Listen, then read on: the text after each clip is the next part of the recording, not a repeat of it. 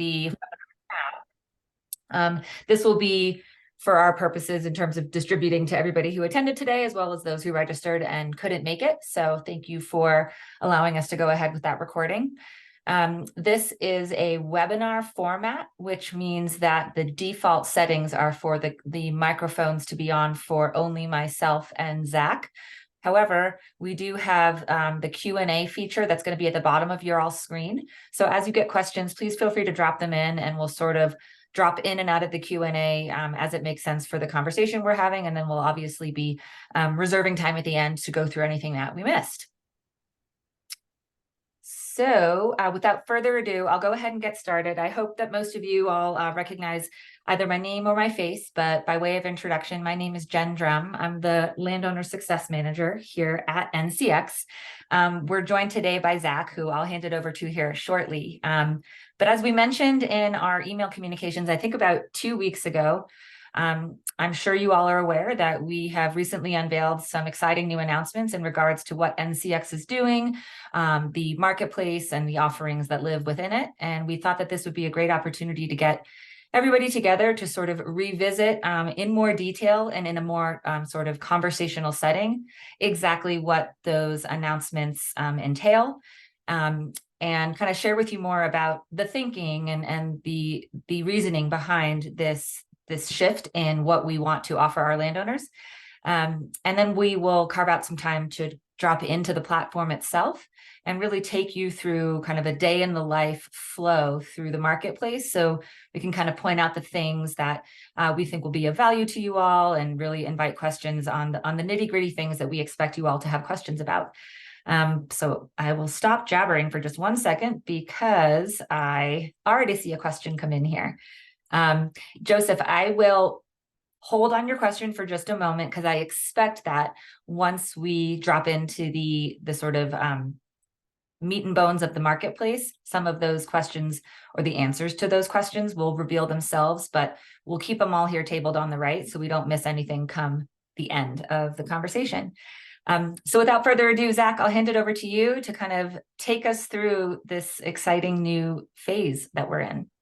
Great. Yeah, thanks, Jen, and thanks everybody for hopping on today to kind of go through this new platform. I first want to say how grateful I am to everybody that I mean, we've had conversations with 100+ landowners as we were sort of designing this platform. I know we've worked with you all on many of you on our prior contracts, and as we were kind of working through that process. So yeah, thanks for working with me. Thanks for working with us at NCX as we're trying to kind of accelerate this transition toward a nature positive economy, an economy that values all of these other things about your land, carbon storage, water, wildlife, all of those other things that we can put on the same economic footing as something like timber, and start to measure and pay for, and together create real value on the landscape. So like Jen said, so today is really just kind of like a conversational intro to the platform. We'll demo how it works right now, why we made some of the decisions that we did, and answer some of the kind of the primary questions that we've gotten really over the last month as we've been like introducing this and working with many of you all on it. So excited to go through that with you. As Jen mentioned, pop your questions in the Q&A. We'll be we'll kind of come from the top, just with general discussion, sharing that demo, and then we'll dive right into questions and kind of dig in together. But from the very top, I'm Zach. Like Jen mentioned, my background's forestry. From Alabama. My family has about 42 acres in North Alabama, and so that's part of the lens that I come at this problem with. Though I studied forestry, I then wound up focusing on use of satellite imagery and some statistical stuff, stats to figure out how to measure forests better, to help create markets and things like carbon and water and wildlife habitat, things that aren't going to be cut down and rolled away from an acre. And started working on that in earnest about 20 years ago. Started NCX almost 14 years ago now, and it was always with this idea that we could use information, to help build markets in things things like carbon, wildlife, habitat, water. And so that's behind the name of NCX, Natural Capital Exchange. All of those forms of natural capital, not just carbon, but beyond that as well, helping, again, put it on the same economic footing as timber and help landowners be paid for that good that they create by being responsible stewards of their property. Since we started the company 13 years ago, there was when we did start, there was this tiny blip of carbon markets. And we started supplying information to many project developers and building that up. But one of the principal things that we saw that was really challenging with those early markets is they did not work for small landowners. So we, created the contracts that many of you had evaluated or worked with us on for 1 year, like for a 1 year harvest deferral, and generated carbon credits out of that in partnership with really some great companies like Microsoft that wanted to scale that work.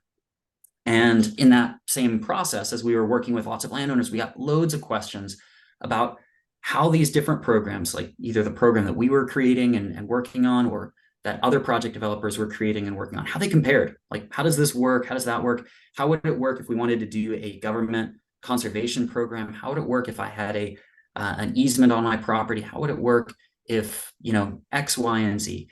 And so as we expanded the program, as we started bringing more landowners on and getting a lot of those questions, that coincided with the time that this market is really transitioning.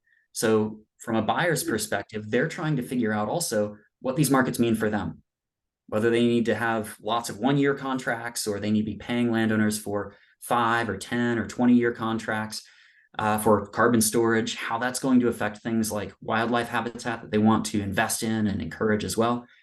And so as we were evaluating all of that, we looked at the 1 year program we were developing and sort of the shift in the market for what people actually wanted to buy. We asked lots of you about what contracts you were interested in, what questions you had. And really what emerged was this big need among landowners to have a clear place where they can evaluate all the different programs, not just ours, but everyone's, and not just for carbon, but for timber, for wildlife, for water. And so that sort of formed the basis for this transition that we are making as NCX to help you as a trusted guide to this nature positive economy that's emerging, to all the different ways that you can be paid for conservation practices or nature positive practices on your property. And we're really excited about that transition, but we know that it's different for many of you than where we started working with you. And so excited to kind of talk about that and how it works. One of the exciting things initially when we were doing the 1 year contracts was the point was that as we were growing, as we were all learning together, that we could evolve the program and practices to meet the market where it is, not only for landowners, but also for the buyers. All of these companies that have they have millions of dollars sitting on the sidelines that they intend to invest with landowners like you to create habitat, to create carbon storage. And so helping bridge the gap there is really the important mission of NCX and the important work that we would like to do with you all. So with that, we posted a blog post about the transition.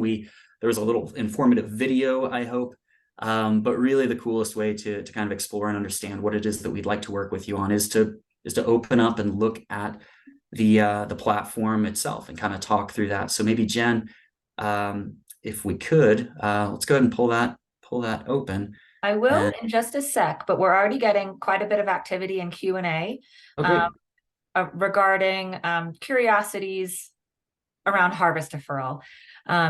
There is an overwhelming sentiment, and I think just to sort of put a little context around the perspective that I'm coming to this conversation with everybody.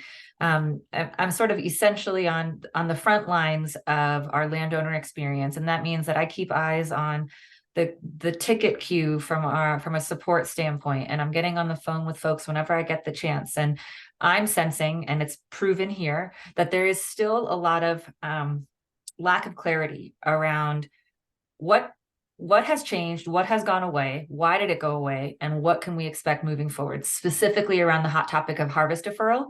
So as Zack mentioned, the 1-year harvest deferral is not a program that we are administering anymore. There's two things to call out there very particularly. One is that in that world, NCX was the project developer. We are not the project developer anymore, but rather based on all those needs that Zack just covered, we realized the bigger solution that we could provide is a place where landowners like you all can come and really compare and scrutinize what the different opportunities might be for your land and your legacy in a way that makes it very easy to make informed decision making. So then to bring it back around to harvest deferral, in the marketplace, there are a variety of different program types, ranging from harvest deferral, biodiversity, wildfire risk management, etc. And so for anybody who is worried that harvest deferral is no longer something that we offer, that is not the case. It's just that 1-year harvest deferral that is not a thing anymore because of that buyer interest piece that Zack mentioned. But when we dive into the platform, hopefully it'll become clearer that again, harvest deferral is one of a number of different things that you could learn about, compare, and sort of decide. And thanks, Jen, for making sure we get real clarity there. So, and from our standpoint, it was a program that we liked it as well. I heard from many of you that it worked really well for you, that 1 year, those shorter terms were something that was really appealing. And that was the whole point. We wanted to increase participation and make it really easy to access for landowners.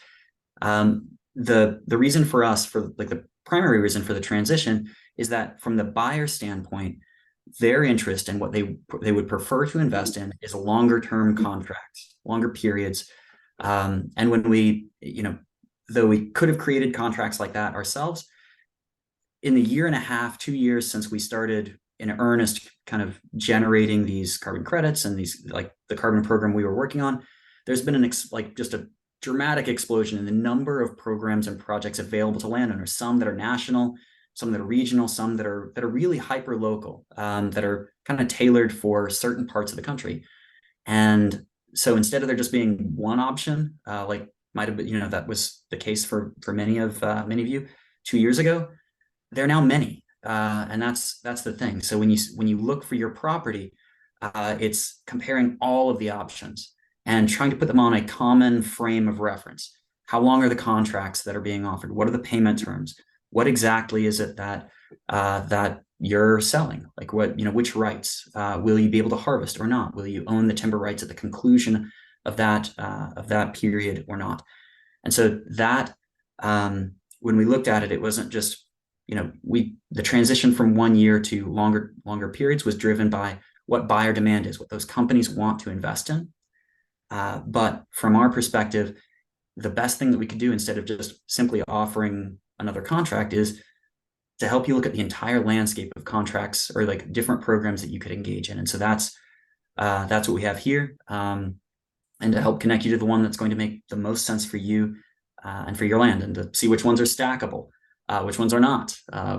And even if to us, it's success, obviously if you find a program that's going to work really well for you, hopefully as well, or better than the 1-year program. But it's also success if you look at these programs and you decide, like, with clear information, that it's not for you, because this really is a growing, expanding market. There are, the options that you're going to see 3 months, 6 months, a year, 3 years from now are going to be different than the options that are available now. And that's really, it's both exciting for everyone. I mean, it's exciting for, heck, for me. I mean, I've been working on this for 20 years, and it's awesome to see the investment coming in from all these different companies, some governments, but we need to kind of cut through the confusion and make it accessible for folks. That's always been the mission here, to help connect the dots on that. So excited to, Jen can kind of pull this up and throw, and we can go through it together. But again, if any of that's not clear, toss the question in Q&A. I really want this to be sort of an open discussion to make sure yeah, to make sure we're helping you connect to the things that are going to work. And if it's, helping you decide that what's available now isn't going to work, that's good too, because that's providing clarity, not only to you, but like clarity back to the project developers and to these companies that are trying to invest in these programs to find something that will work. Well, thanks, Zach. Okay, this is going to require a little bit of multitasking for me, but what I'm going to try to do is we're going to run through a demo of the platform, but I have right next to my screen the Q&A as it's coming in, and I'm going to try to kind of cater how I'm explaining things in acknowledgement of some of the questions that are coming in. But if I'll watch it too, Jen. I'll watch it too. So you can. And Okay. if I overlook anything, or just rest assured that we have carved out a lot of time at the end to kind of dig into anything that's missed. But Zach, thumbs up, my screen is sufficiently shared, right? Yep. Okay, cool. All right, so what you're looking at, everybody, is a view of the dashboard, the main landing page that you will hit once you do your email and password. First stop I wanted to share with you all is everything related to your land that you are going to input into your account so that we can get to work on the exciting sort of in the background assessment of your land, so that in the next step, which I'll show you in a moment regarding project exploration, that step is really informed and curated based on what we know to be true about your land specifically. So again, I'll just back out here for a second. You're going to go to view property boundaries. And if you haven't yet registered land with us before, you will be starting from scratch, and you can do anything from enter an address to drill down closer, draw shapes, select parcels, upload shape files, anything that you need. If you, for example, because I think this kind of would speak to Karen's question, if you do need to revisit the bounds as they appear in your account, you can always go to clear all bounds and redraw them. If you ever detect, the status of your land to be different than its actual real life status, clear all bounds, start again, you're all great and good to go. You'll save changes, and then, as I think Zach had mentioned earlier, and I'll reiterate here, once you do that, NCX's proprietary algorithms are now getting to work in the background, making assessments on your land to ensure that when you come over to the project page, this is relevant and curated for you, meaning that by nature of how we assess your land, we can showcase for you the projects that we believe you might be eligible for based on the unique characteristics of your land. One of the things that we learned as we were conducting research across the landowners that we've worked with in the past is that you don't just want to see, though, what you're eligible for. It's also important to understand what else might be going on out there that you're not eligible for, whether it's you're not eligible right now because the program is closed for enrollment, or because of the state that you live in, but maybe next year's cycle, it will be rolled out in your state. So it will always be kind of default organized by the programs that you are eligible for. Hopefully it's quite self-explanatory, but just for the sake of posterity, I'll just note that we're continuing to observe user behavior on the platform to where we are really doubling down on the things that we believe make it easier to sort through all of this stuff. So you can sort for particular project categories. You could search for term length, high earning potential, no upfront cost to participate, you name it. And it's a way to kind of slice and dice these opportunities based on the attributes that we believe are sort of the table stakes one that you would want to know about before learning more. So at this point, as you're seeing here, determining eligibility insinuates that we've identified by way of our assessment of your land that this is a project that you might be interested in. In some cases, we might require just a few more questions to be answered things that, our remote sensing capabilities wouldn't be able to determine, that we just need your help kind of verifying, because they continue to qualify your eligibility for the program. So in this case, right, whether or not I have, has my land experienced a large scale mortality event, right? You could say yes, no, I don't know. And when I check eligibility, you will have the opportunity to request a call. As I mentioned before, because I do keep an eye on a lot of the support tickets that are coming through and just questions that I get from landowners in conversation, this notion of request a call is one that we're continuing to clarify. So here you'll see, if you haven't been on the platform in a few days, this little tooltip helper will be new to you. We're introducing these to help make it explicitly clear what different actions in the platform mean. So here you might be wondering, well, what does it mean to request a call? I don't want to sign up for anything or commit to anything right now. All I've told you is that I haven't had a mortality event. Well, you can still request a call, and that empowers NCX to share your information with the corresponding project developer for this tree planting program. And that's really where, at that point, you are then empowered to have all the really nitty-gritty conversations and questions with that project developer before you make any sort of contractual commitments. Somebody had mentioned, do we need to renew contracts year over year? So one thing, again, to really call out is that, unlike in the days of yore, when in the 1-year harvest deferral land, you entered into a contract with NCX, you are no longer entering into contracts with us. We are sort of your marketplace to shop around to choose who you do want to enter into contract with across the different developers that are orchestrating these programs. Those contracts will come in all shapes and sizes, the details of which will be exposed on the detail project listing. So I just want to go ahead, Zach. Oh no, but yeah, like Jen's saying, really, like we're using the satellite derived information about your forest to clarify which projects you may be eligible for. Like she said, there's some extra questions that many of those projects may have to determine sort of final eligibility.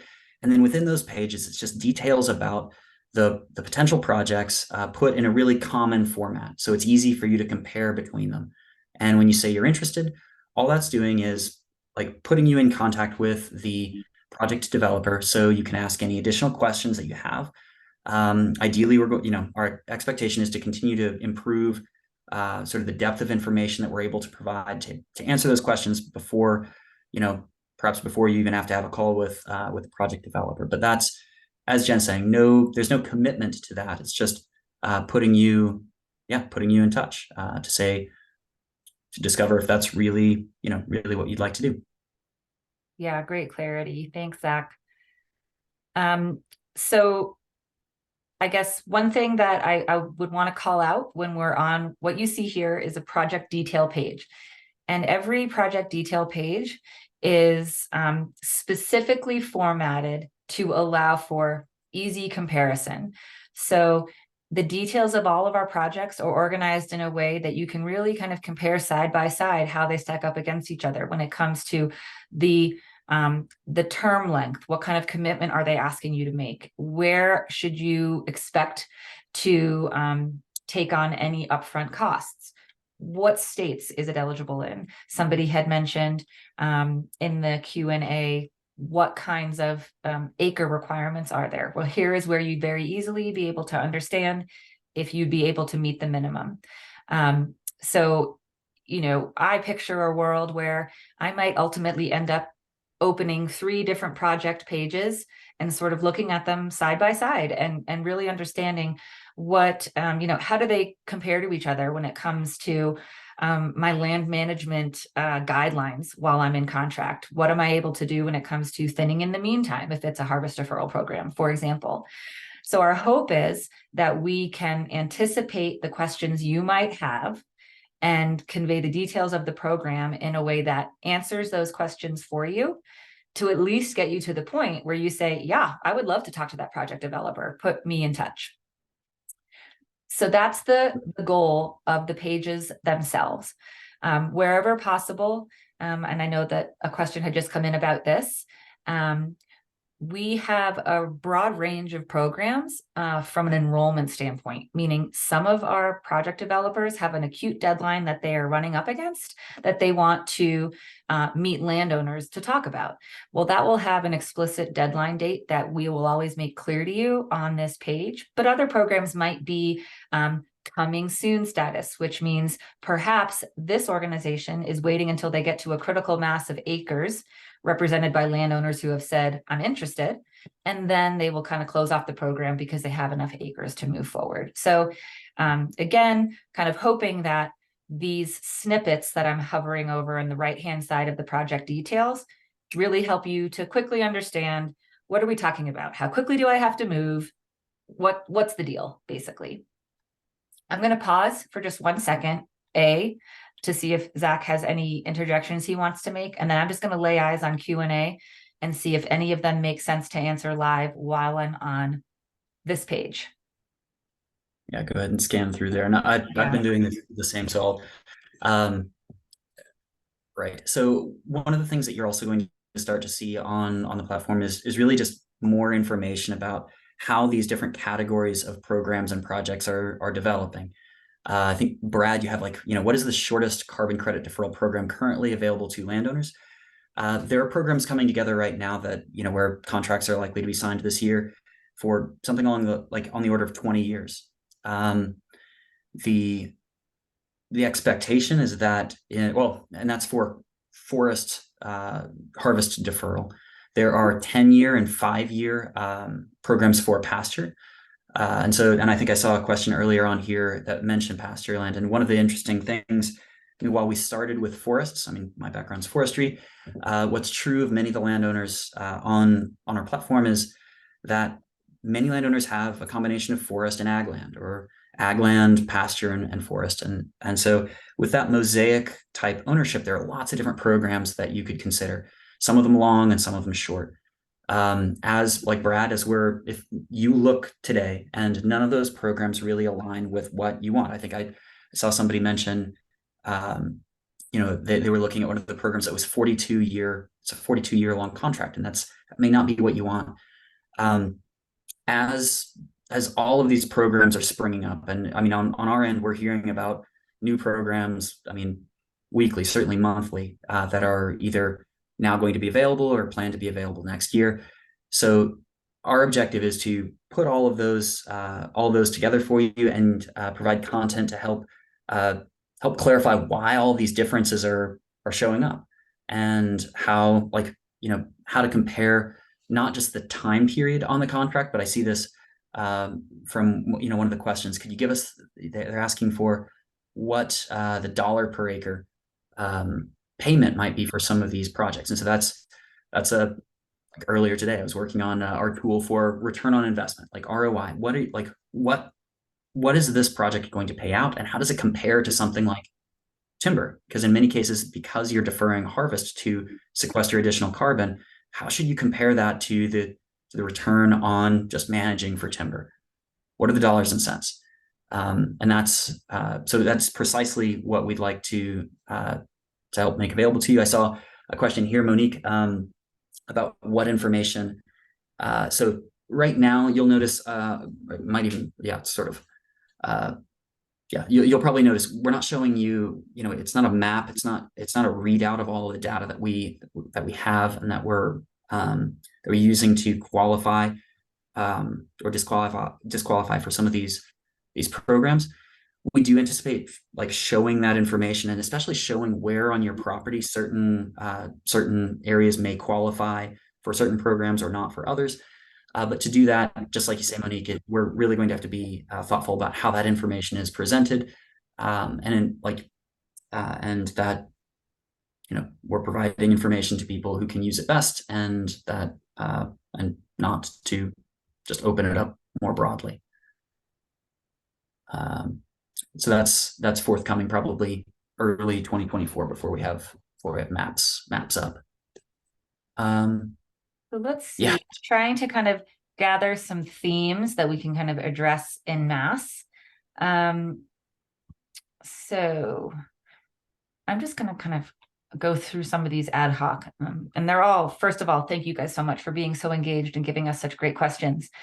Um, has NCX been able to provide some structure to what contracts we might see? And the answer is yes, of course. We have a whole team of folks that spend their days thinking about the kinds of programs that would be interesting to bring to the marketplace for our landowners.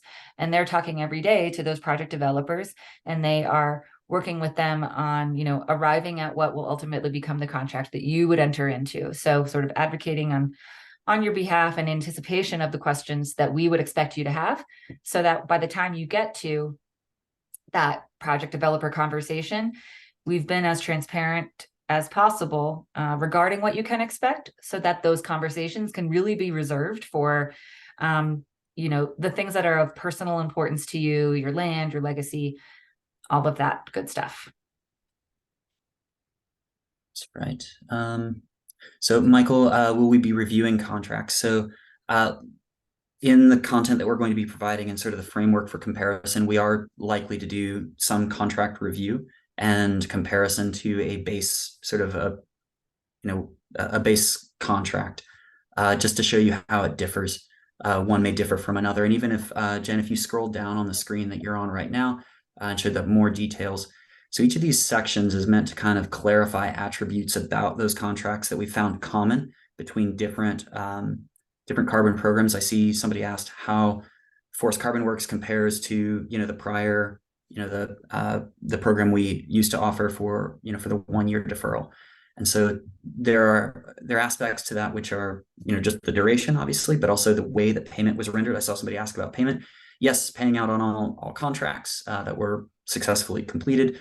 I think the last cycle, I think those payments go out in maybe a month and a half. But we'll follow up on that. And you should be receiving emails to update there. But yeah, that's the intent, is to show to really show the difference in these contracts, not just the ones that are currently available, but those that are coming online.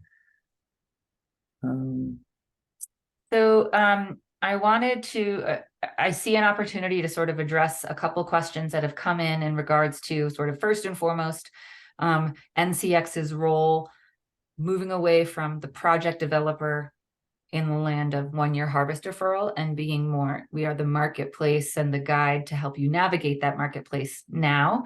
And then also as it relates to another question I saw around, the extent to which what we're trying to do is sort of cutting into the value that you're getting from your foresters. This is, do you want to step in there, Zach, or? Yeah, sure, I'll hop on. I couldn't tell if you wanted to kind of jump in before I got started. That's no, that one's near and dear to me. I mean, I'm like, like I said, I'm a forester first. That's where I started, and that's what many of my friends and colleagues do. And it's like the role of the consulting forester, just like I think that question mentioned, like to be on the ground and to help manage and execute a lot of this work, and to make sure that your intent is actually articulated well on your property, and it takes in the full nuance that can't ever be captured by satellite imagery. And this is like, and I worked with satellite imagery. Like, there's a lot that you can see from space. There's a lot you can't. What's surprising to me and challenging is that right now, only about 15% of landowners in the US that should probably have a consulting forester actually do. Many people are making unguided decisions, or they just don't even know what's in the realm of possibility. While we're working with landowners a lot, and we're helping sort of collect and collect these programs so they can be easily compared and you can discover what's going to work for you. One of the opportunities that you're going to see on here is working with a forester to help go from, yes, this is what I think I want to do, to this is what I'm actually doing, and here's how it's going to work for me on the ground. And we're also working with those foresters because for many of them, because they're out there, they're walking the acres with you, they're helping execute, like actually get the work done on the ground. They're helping you think through what the long-term view of this is going to be for your property. They can't be on the phone with all the different project developers, or sort of be aware of all the different sort of changes that are coming down the pike in these markets. And so we're providing more detailed and sort of technical information to foresters so they can better equip landowners to be successful with these programs. So we see it as a hand-in-hand, process with consulting foresters, and we really want to empower their work with landowners and help landowners connect and work more constructively with foresters as they make these programs, which truthfully are going to make management on your property perhaps a little bit more complicated. There's going to be more to do and more to think through, but also more valuable. By which I mean, your land is worth more than just the timber you can cut down and roll away. Like every 5-year-old knows that. Now the markets are starting to recognize it, and that's awesome. And it creates challenges. We want to be helpful to the landowner and the forester in all of that process. So should sort of build up the whole set there. Yep.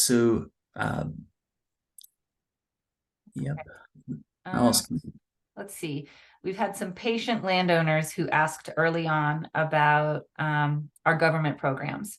And this is, I would love to, I guess, provoke a digital conversation on this one, since I know you all are mic muted. But this is also another shout out to reach out to landowners at ncx.com if anything that we're talking about today is something you want to dig in on more. So government programs. Our research revealed to us that, when we're talking about the land of government programs, it's oftentimes quite difficult to really have a clear understanding of what all is required. Where do you need to go? What do you need to do to start? Is there a specific order that things need to be done in? And so the government programs on the marketplace are organized in much the same way that you experienced with the other programs that we just went through. In the case of the government programs, what we are essentially doing in follow-up when you tell us that you want to request a call is sharing back out to you sort of like a to-do list, a helpful guide that you can use to follow to understand what to do and when, how to get started. To Zach's point, we acknowledge and found that in a lot of these cases, a current land management plan needs to be in play as a qualifying variable. Well, good news is, if you didn't have one already, now you can kind of also double dip into the platform and get hooked up with a forester by way of the other project that Zach just talked about. And then we're kind of continuing to help you navigate that landscape without fully executing on it on your behalf. But where I'd love to continue to learn more is like, is that enough? Is there more that we can be doing? And if so, what is that? So find us at landowners at ncx.com and share more about where else we could be building out that programming. So Watson, I see your question about recommended foresters. So that is going to be on the platform, and perhaps not recommended necessarily from NCX, but in many cases, we found it exceptionally powerful when landowners can share with one another what their experiences have been, not just with foresters, but also with some of these some project developers. So having a Q&A section, a way for landowners or landowner associations to sort of share that information, and for foresters to share content on how they can be helpful to landowners. So Henry, yes. So we're going to be partnering with foresters to help them get access to that database and some of the technical tools to assess more clearly for your property what may work best. I saw a question about, are we going to do the state level programs? Absolutely. What's incredible though is when you start actually asking around, there are some programs that are they're specific for 3 counties, not run by the state, but might be through some many nonprofits or even some companies that want to invest directly in areas where maybe their manufacturing facility is or something along those lines. They're trying to figure out how they can develop projects with their neighbors, and that may be you. So those programs should show up. And so when you select your property, obviously we know which state, which county, and then certain attributes about your property that can be seen and observed from satellite imagery. And so those programs are going to show up. And again, once you start searching and really talking with folks, it's amazing how many spring up. So, and how frequently, like, again, they're going to, I saw somebody ask about, and I think maybe I already answered it to some degree, but the duration on some of these contracts is, it's actually something that companies and government agencies are working through about what's going to work best, because they know, and we've been providing some of the information just from surveys we've and some of the responses you all have shared. We know that participation is much higher when you get to shorter contract lengths, and so there are likely to be programs that may fit your needs better.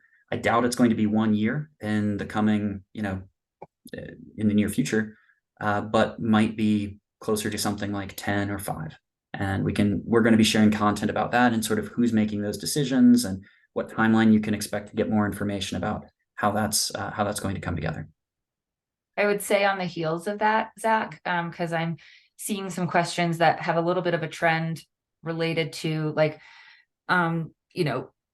contract terms versus anticipated payment, and like in what scenarios might you have to choose one versus the other. So for landowners that are curious about, ways that, or I guess when considering a program that at first glance feels like there's no way I would want to commit to 40 something years, like I'm not even going to be around 42 years from now. Well, again, kind of bringing it back to the way in which the information is conveyed, some of those programs, if you dig in, you might find are going to become appealing in different ways, such as upfront payments, right? Lump sum out of the gate payments, as opposed to by, annual payments throughout the course of the contract. So wherever possible, we're sort of acknowledging that the market is behaving in the way that it's behaving in terms of the contract terms that are currently available, but that we also understand there might be other levers that you might want to pull that could change your perspective on a particular project. And so hopefully conveying them in a way that makes it easy to say, okay, yeah, but I get it. An upfront payment's pretty cool. Yeah. Monique, saw your second question here. So yes, I anticipate that we'll begin showing which ones are stackable and how, and sort of which ones, when operated in concert, what the returns are going to be, and how that would compare to what might be exclusive of that, carbon or managing for timber alone. Some of the carbon programs don't require that you stop harvesting altogether. It allows thinning, and so like factoring all of those things in is where we'd like to take this, so that you can make a fully informed decision to either go forward or not with any of those or the stacked set. Brad, with you 100% on the like 1 year, 40-year thing, and that's a pretty broad span. One of the powerful things though here is that we're providing this information back to project developers. It's like, look, people have looked at your program and they've chose not to do it, and here's why. So in some of these instances, you'll see I'm not interested, and it'll give you an option to say why. We're actually providing that information, like, anonymized, but providing it back and saying like, 80% of people that look at this don't click I'm interested. They say I'm not. And here's why. Like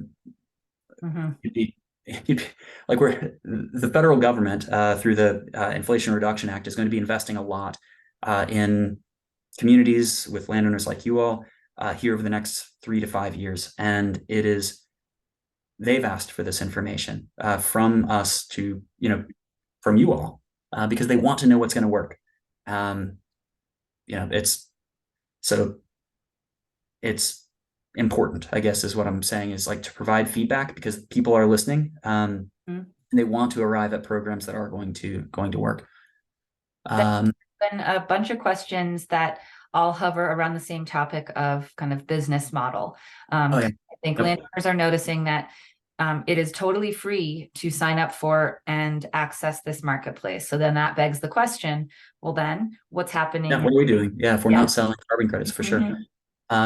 So the first is for many of these programs, like, it's a success fee. For many of them, like, they're trying to figure out who they can connect with to help make these programs work. So, a small amount to if they, if we make a connection that works for both you and for the project developer. We have no preference for, right, the way that the market is set up. The way you view programs is not, it's not predicated on whether or not there's a success fee for us. The other and sort of the bigger thing is that when we developed our program, we invested a lot in tools that made it easy to communicate with lots of landowners, easy to develop, to share contracts, manage payments, mapping, a lot of the mapping stuff. A lot of these newer project developers need that, especially when they're operating at the state or local level. And so service provision to the project developers so that they can operate their programs and projects more smoothly. I saw a question in here about whether we were being paid, or if there's any sort of success fee for when you connect with a government program. There's not for us right now, but because those are so important, because they often set the backdrop for whether this program or that program is going to work. We want to show them to you. We want to make sure that you see all the options, and that's sort of my commitment to you all, is that programs that have the potential to be nature positive, to sort of make payments for these outcomes as we're all trying to figure out what it is that we want on the landscape. Those are going to show up. There are certain, I'm certain we're going to learn as we go about programs that aren't attractive to landowners or that aren't working as well as we hope. And so that's, but as we go, we're going to present it and be as unbiased as possible with what the opportunity is for you.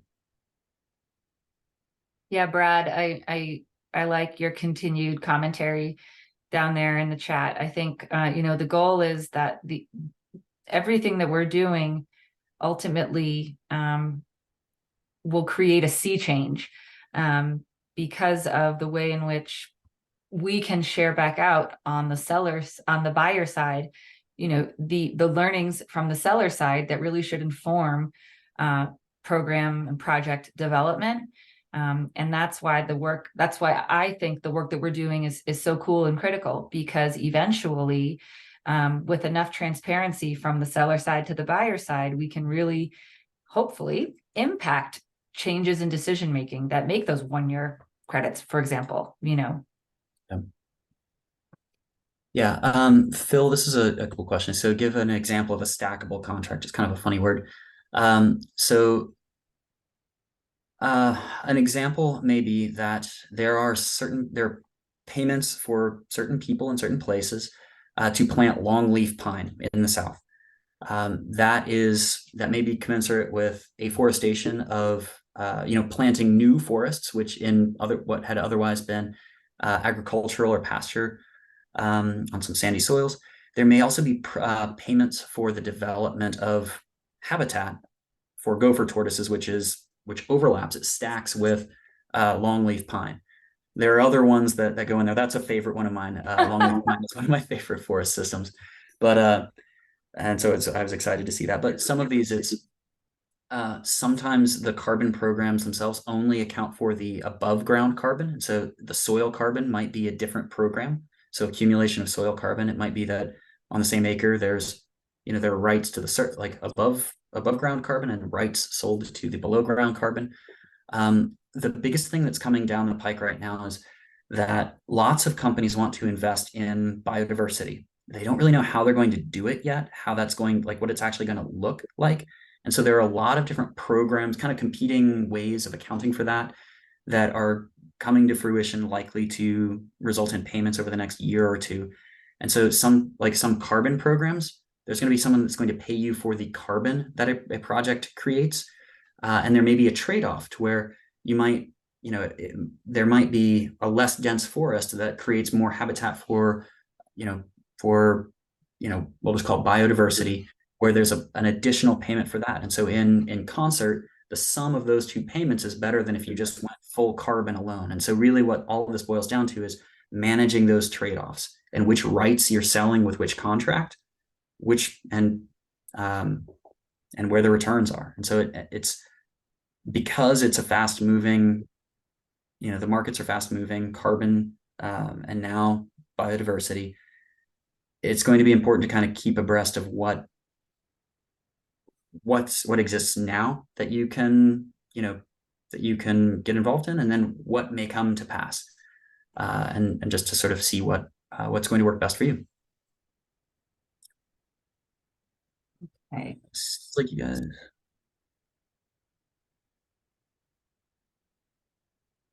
There's lots of good questions in here. You have any favorites? No, Rick. Oh, Rick. Yeah, man. So, feels like you guys are holding back a little bit. Some buyer thought the 1 year.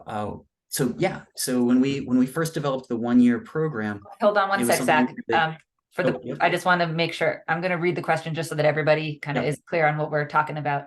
Rick, and I'm loving the candor. Feels like you guys are holding back a little. Some buyers thought the 1 year offsets were valuable in the past. Did NCX really lose money on these? Be honest with us. Sure. So, yeah, you just read it, but I want to make sure I get it. No. Oh, sorry, it's in answered now. If you go to the answered tab of Q&A, it should be the bottom one. I'm trying to keep us clean in our open question. Okay. So yes, so buyers thought it was valuable in the past. We did as well. We still believe in the value of temporary storage, and that's kind of that's like the way it's being phrased in the market is temporary storage. And all of these are temporary when you really think about it. 1, 5, 10, 40, 100 isn't forever.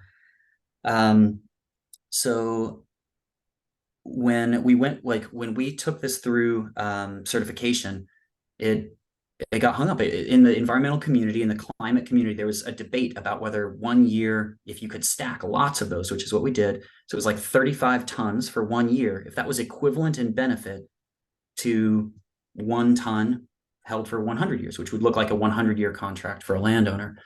And ultimately, Vera decided to table that argument. Like it wasn't incorporated into their standard. And so, but because we worked with the companies that we did, like Microsoft is trying to innovate in this space. Most of the buyers that we were working with, they want to find something that's going to work, not just for climate, but for landowners too. Because you have to work with all of these all landowners in order for this stuff to scale. And so, yeah, they stuck with those commitments, but until that question is resolved, they're not going to be buying more 1 year harvest deferral contracts. And so did we lose, when we started this thing up, we took investment, and it was to help grow this thing. Yeah, we did not make money on the 1 year harvest deferral things. Those credits.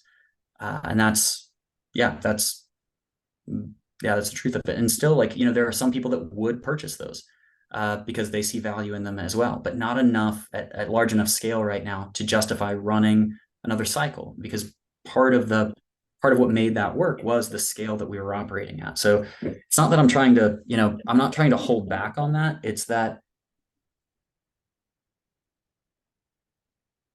the buyer side on this, is everyone's really confused about how this really can and should work.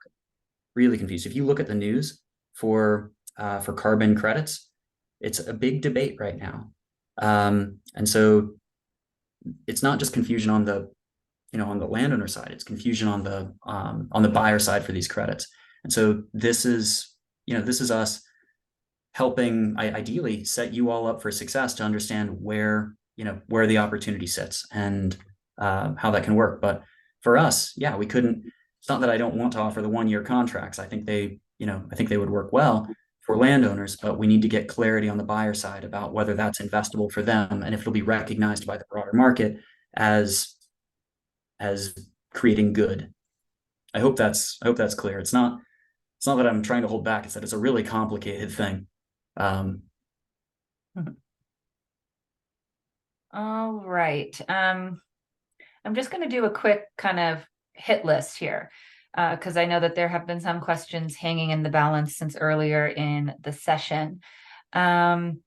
George has expressed interest by way of requesting a call and hasn't received any calls yet. are others users having a Wow. similar experience? So guys, this is top of my radar right now in terms of expectation setting for you all. So we know that you are hanging out with a little bit of radio silence right now in the land between request a call and actually hearing from the project developer. So coming soon is going to be mechanisms that will keep you more informed on what the status is across the different project developer landscapes, right? Because some of them, as I mentioned, might be awaiting a critical mass, and that's something you would want to know when you request that call. So I think about this a lot, and you can expect, you know, announcements as we continue to iterate on the experience in the platform. One of the things that I have a vision of is deploying a newsletter out that updates you all on the latest and greatest enhancements to the platform, that now you can expect to hear more about the status of your enrollment application, or now you can expect to be able to sort by what's stackable or sort by low acreage commitment. So hopefully that also gets to some of the questions that were in here as well around, what do I have enough acres to participate? Well, I agree. It could be really beneficial to be able to sort by low acreage commitment. Yeah. And one of the pieces on that, because I saw somebody mention aggregation of land, like, of land together. One of the objectives here is that even with smaller parcels, that, with tools like this, we can reduce transaction costs, not just for you, but for these but for project developers as well. So that in concert with other people in your community that are also, that may have 5 or 10, 20 acres, or like my family 40, which isn't, compared to many, it's not a lot, that it will make sense and that these will be available. So like anticipation is yes. So, but we'll show you what you qualify for now, and sort of where that is trending. Also saw a question. Oh man, it was a good one. Dang, I have to hunt it back down.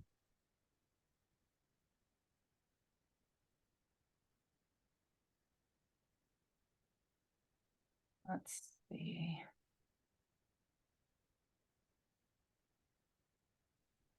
You want to tackle how is a carbon credit defined? That's okay. Yeah, there it is, Mark. How's the carbon credit? I do want to tackle that. So I'm actually writing a post right now. So as we start sharing this content, it's like, what is somebody? I was in West Virginia, and a landowner walked up to me, and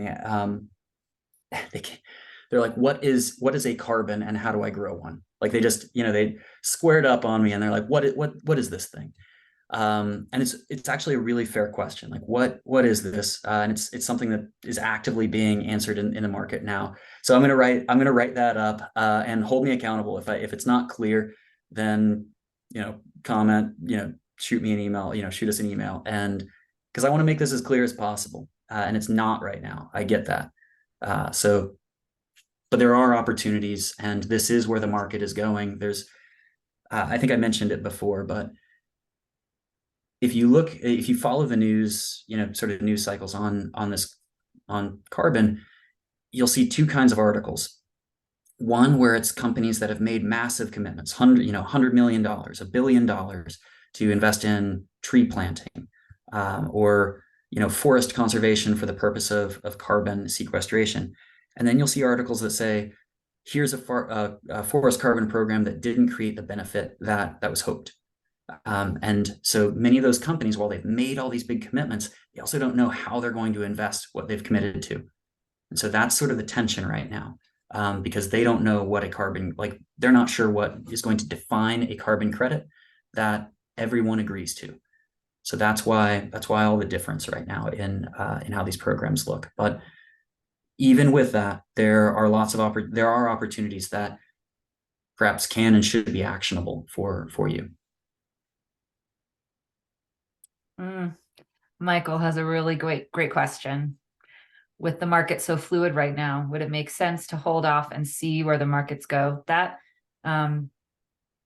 rings true, or kind of sounds similar to our anonymous attendee question around, it sounds like I should probably be sitting tight.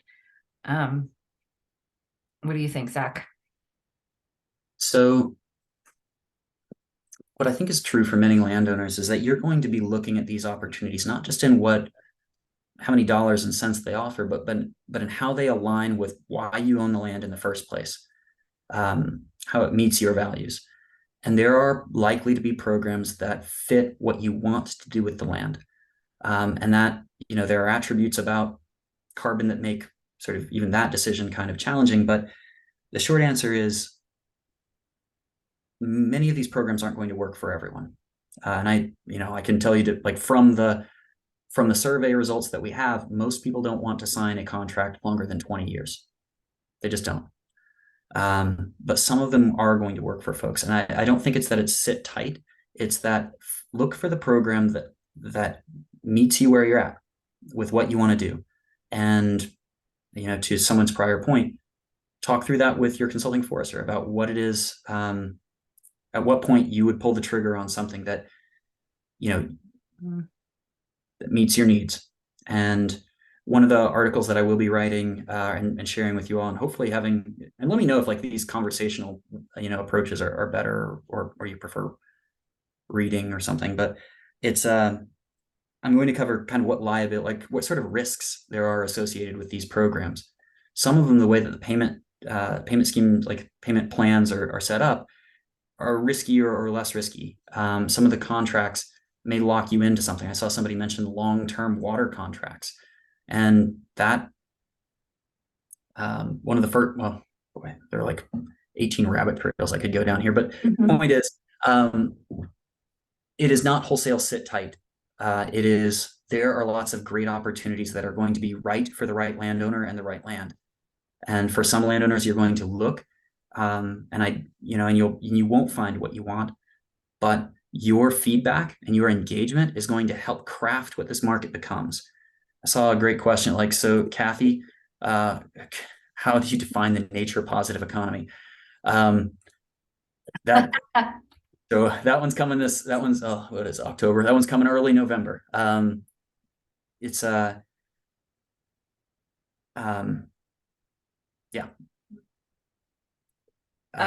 I want to be mindful of the fact that we're at time, and take an opportunity to tell everyone that Zoom is such a smart piece of technology that once we wrap up today, I will get a distribution of all the questions that came in. And as you have hopefully come to expect from the past, we'll be sharing out the recording, and I'll put together kind of packaged nice and neat and tidy, a Q&A document that represents, all the themes that came across by way of your questions. So have no fear if we didn't address them verbally on the call. They will be part of what gets distributed as far as an FAQ document. So nothing will be forgotten. I will, if you give me 1 second, I'm going to drop into the chat the link for where you can go to get started in the platform, just because that is something that I would love you all to do in the meantime.